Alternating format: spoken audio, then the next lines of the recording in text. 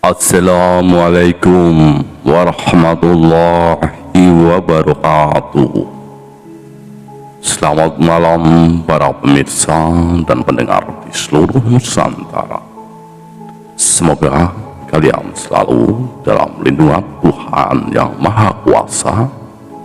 Jumpa kembali dengan Jagat Cerita. Kali ini dengan judul cerita Berandal Triloka Jaya. Kisah kiriman dari Bapak Sakib. Selamat mendengarkan.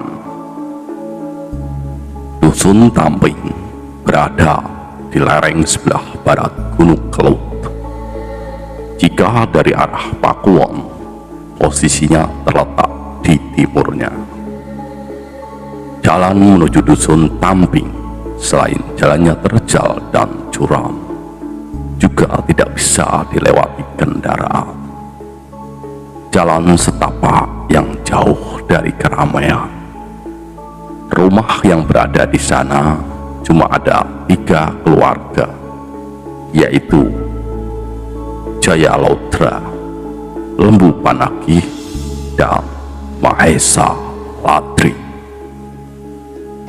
Sedangkan asal-usul mereka, Jaya Laudra dari daerah Beglen, Lembu Panakih dari Belambangan, Mahesa Latri dari Kumitir.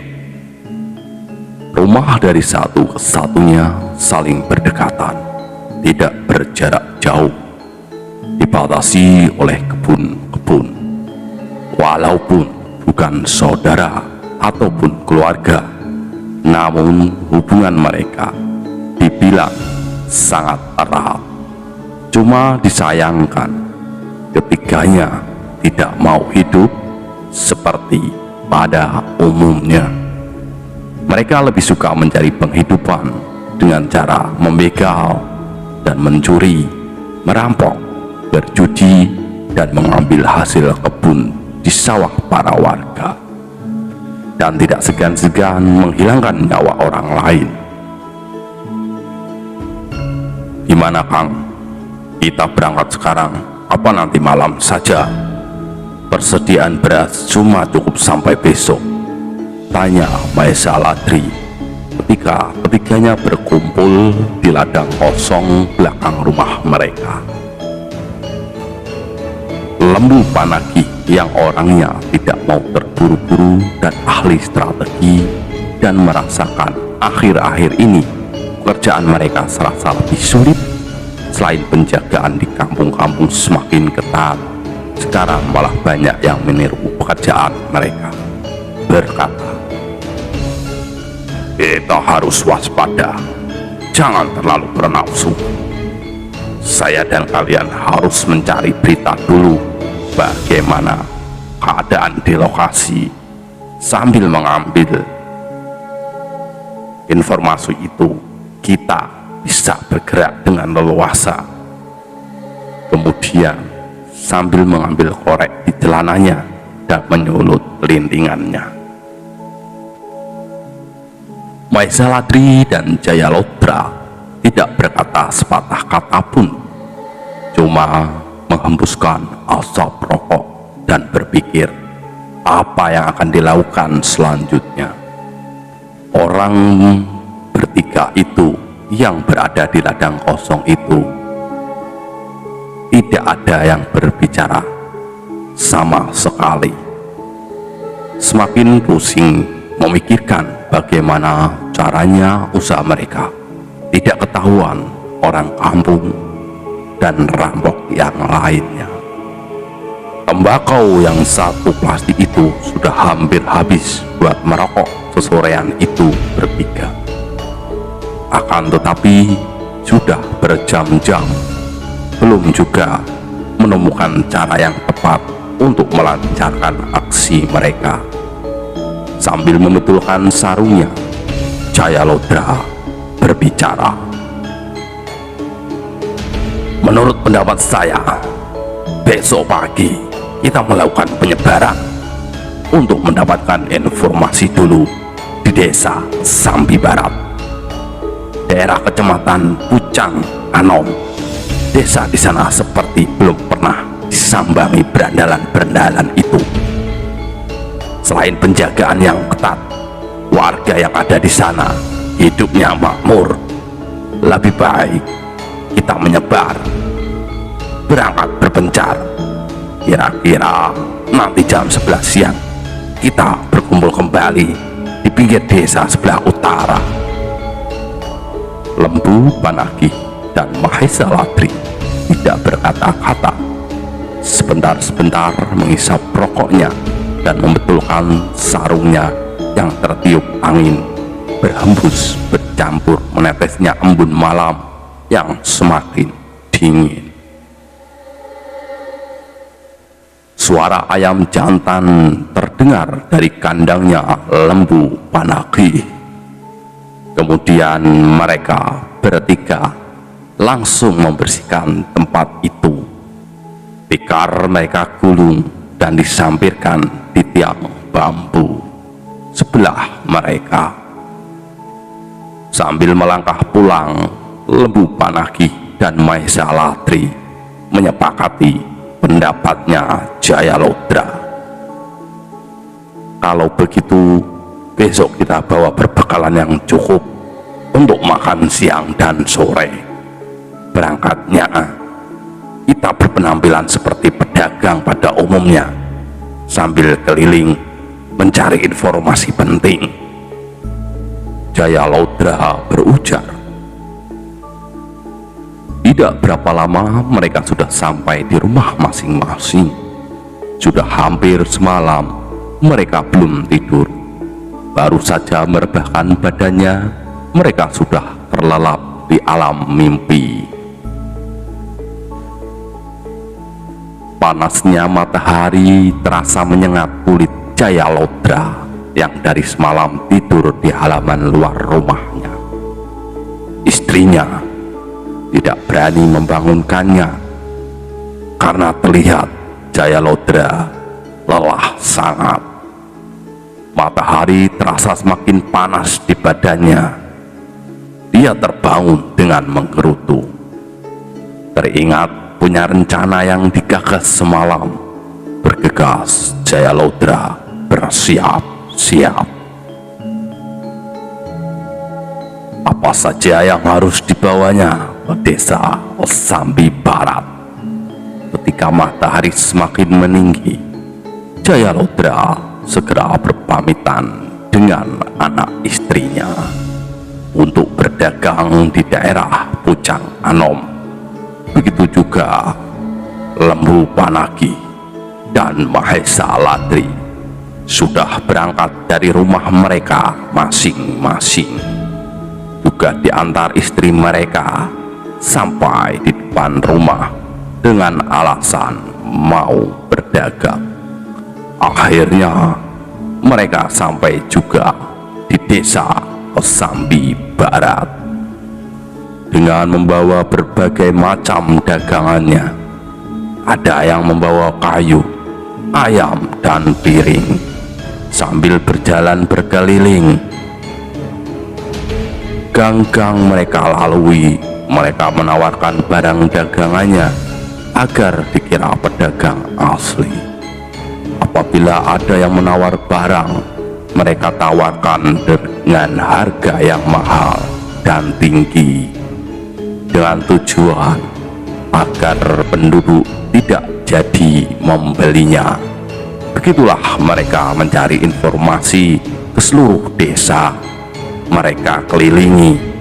Ketika matahari sudah di puncaknya, Lembu Panaki cepat-cepat memberikan tanda kepada Mahesa Latri dan Jaya Lodra kalau sudah waktunya berkumpul.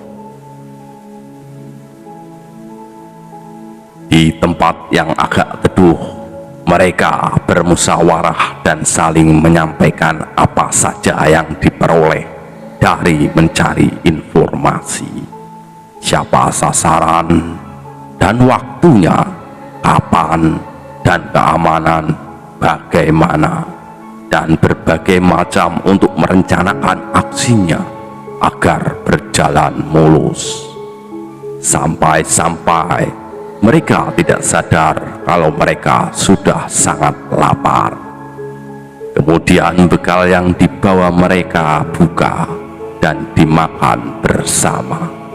Sambil makan lauk ikan asin, Jayalodra memberikan pendapat. Begini Kang, kita bertiga setelah makan lebih baik pulang dulu. Nanti kita bersiasat kembali di ladang belakang agar hasilnya tidak mengecewakan. Belum sampai habis dan menyelesaikan makannya, tiba-tiba ada anak kecil yang kira-kira berumur 12 tahun membawa keranjang berisi rumput yang masih separuh. Nak, kesini, sarapan dulu. Nanti selesai sarapan, rumput lagi. Ini nasinya, ini lauknya, ini minumnya. Lembu Panagih menawari anak itu terlihat dengan rasa baik hati. Maesha-Aladri ganti bertanya, nama kamu siapa? Dan mencarikan rumput siapa? Anak itu pun menjawab, nama saya Musahid. Saya mencarikan rumput untuk sapinya Pak Debasori. Itu loh, rumahnya dekat perempatan, jawab anak kecil itu sambil menelan nasinya bagai seperti kelaparan saja. Maesha-Aladri dan Jayalodra Lembu Panagih kemudian berunding sebentar dengan berbisik-bisik yang mempunyai keinginan mengajak anak kecil itu untuk ke desa Tamping dan mau diajak untuk membantu pekerjaan rumah mereka. Akhirnya ketiganya bersepakat. Nak Musahid, apabila kami ajak ke desa kami, apa kamu mau? Apabila kamu mau, berpamitanlah dengan orang yang kamu ikuti. Jayalodra berucap. Musahid dengan lugunya menjawab, iya Paman, saya tak berpamitan dulu dengan Pak Debasori. Paman, tolong tunggu saya di sini ya. Mereka bertiga terlihat senang, kemudian membantu mencarikan rumput Musahid. Setelah keranjang itu penuh dengan rumput, Musahid berlari pulang. Mereka bertiga menunggu kedatangan Musahid sambil tiduran di bawah pohon yang rindang sambil merokok.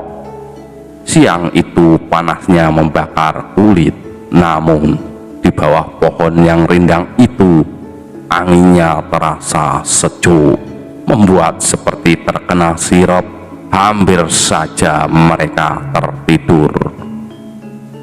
Ketika matahari hampir tenggelam, Musahid datang dengan membawa buntalan sarung berisi pakaian. Tangan kirinya membawa bungkusan nasi seperti lauk dan isinya pemberian istri Pak Basori. Setelah Musahid ke tempat mereka yang sudah dari tadi menunggu sambil terkantuk-kantuk segera bangun. Tidak membuang waktu, mereka berempat kemudian bergegas melanjutkan perjalanan ke dusun Tamping. Kurang lebih jam 8 malam mereka tiba di dusun Tamping dan kemudian pulang ke rumah masing-masing.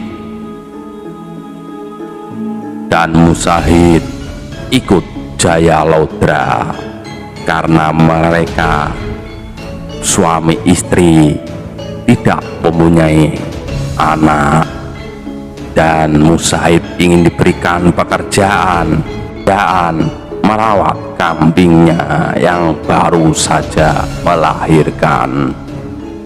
Istri Jayalodra gembira bukan kepalang karena mendapat pembantu laki-laki. Semenjak pernikahan mereka yang juga belum dikaruniai anak, di malam itu mereka makan bersama. Setelah membuatkan teh untuk Musahid, kemudian istri Jayalodra dan Jayalodra saling berbincang-bincang di depan rumahnya sambil ngopi pahit dengan cemilan pisang goreng, sambil membicarakan tentang Musahid. Setelah berbicara yang dibuat-buat Jayalodra, istrinya merasa gembira.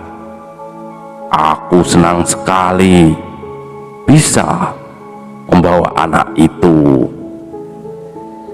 Aku juga senang sekali loh Pak Sudah, nanti tak rawatnya. Pak nggak usah khawatir. Begitu omongan istrinya, kemudian berkata kembali, anak ini jangan disuruh bekerja dulu, kasihan. Mau aku sekolahkan dulu. Kabarnya di Kecamatan Pucang Anom ada pondok sepesantren Pak Keinginanku supaya anak itu tidak seperti kita, kata istrinya. Mendengarkan bicara istrinya, manggut-manggut menyetujui Jayalodra. Tidak lama setelah selesai makan, Musahid panggil ke depan. Musahid bercerita kalau dia berasal dari Candi Penataran, sedangkan desanya sudah tak ingat lagi karena dia meninggalkan desanya saat berumur 4 tahun dan ikut pamannya yang lagi berburu di hutan. Tetapi pamannya tidak pernah kembali sampai ia ditemukan Pak D. Basori. Selama seminggu, Musahid disuruh merawat kambing Jayalodra, hingga di suatu malam Jayalodra berkata, kalau Musahid mau disekolahkan di Kecamatan Pucang Anom, yaitu mondok, Musahid hanya menyetujui saja. Beberapa tahun kemudian, kebingisan Jayalodra, Maisa Ladri, dan Lembu Panagih semakin menjadi-jadi. Mereka semakin terkenal di mana-mana. Sepak terjangnya santer di seantero pedesaan. Tanpa malu-malu, ketiganya melakukan kejahatan, sehingga mereka mendapatkan julukan Brandal Triloka Jaya. Para warga merasa ketakutan karena selain merampok, mereka juga tidak segan-segan membunuh dan memperkosa korban. Akhirnya orang desa Karang mengadu meminta pertolongan sesepuh Pucang Anom. Bagaimana bisa memberantas Brandal Triloka Jaya? Permintaan mereka dikabulkan. Para santri padepokan yang ahli bela diri diterjunkan ke dusun Kesambi Barat. Yang mendengar bahwasanya desa itu mendapat teror dari Brandal Triloka Jaya. Pada suatu kesempatan, Brandal Triloka Jaya membuat kisruh mencuri hasil kebun. Dengan serakah mereka mengambil jagung-jagung itu.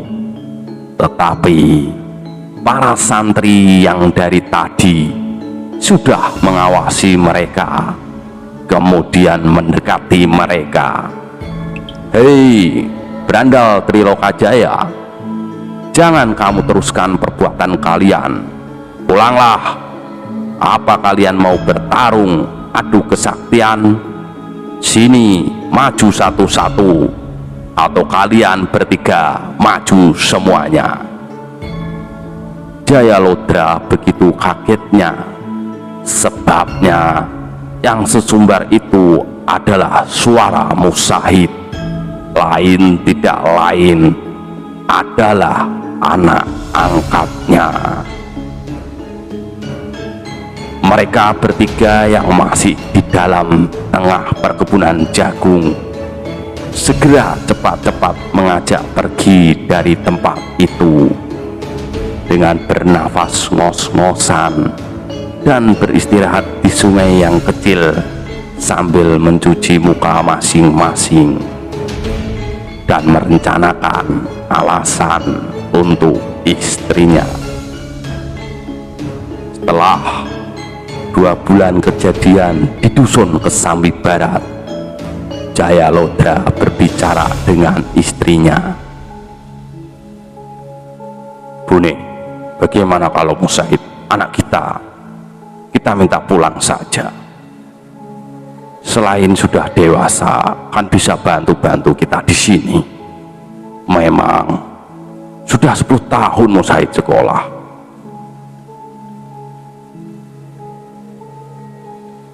Tak terasa sudah 10 tahun lebih Mustahid belajar ilmu agama dan kadigdayaan di Pondok Bojang Anom. Akhirnya istri Jayalodra menyetujui, kemudian menemui pengasuh pondok untuk mengajak pulang Mustahid dengan alasan Mustahid sudah dewasa dan sudah berumur 21 tahun dan tenaganya dibutuhkan di rumah. Mustahid memang anak yang rajin, pintar bekerja, dan cerdas, berbakti kepada orang tua. Ajaran gurunya satupun tidak dilewatkan dan tidak mengecewakan. Mustahid tidak pernah meninggalkan kewajibannya menyembah Sang Ilahi dan selalu tepat waktu. Setelah seminggu di rumah, Mustahid sangat rajin membantu kedua orang tua angkatnya itu, membuat mereka bangga dengan Mustahid. Hingga suatu ketika Mustahid bicara kepada ibunya dan Jayalodra. "Mohon maaf, Ibu, Bapak, sebelumnya bukan maksud saya ingin menggurui Ibu dan Bapak. Saya lihat kok Ibu dan Bapak tidak menyembah Gusti Allah. Bagaimana?" Jayalodra segera memotong perkataan Mustahid. Iya, aku sudah tahu apa yang ingin kamu katakan, Mustahid. Ibu dan aku juga ingin seperti kamu, merubah semua perbuatanku yang jelek ini. Aku minta maaf kepadamu. Walaupun aku ini sudah tua, aku tidak malu untuk belajar lagi. Aku minta bimbinganmu, anakku. Mustahid begitu gembira dan kemudian menuntun mereka mengenal agama dan melaksanakan kewajiban sebagai hamba. Jayalodra akhirnya bertaubat, tidak akan mengulangi perbuatannya yang tersesat. Mahesa-Ladri dan Lembu Panagih juga hendak dibimbingnya. Mahesa-Ladri dan keluarganya akhirnya mau belajar ngaji dan bertaubat. Namun Lembu Panagih tetap kepada keyakinannya, tetapi anak istri Lembu Panagih mau masuk Islam, dan kemudian Mujahid menjadi menantu Lembu Panagih. Selesai, demikianlah cerita Khalid. Saya beserta jajaran direksi yang bertugas pamit undur diri. Sampai jumpa. Wassalam.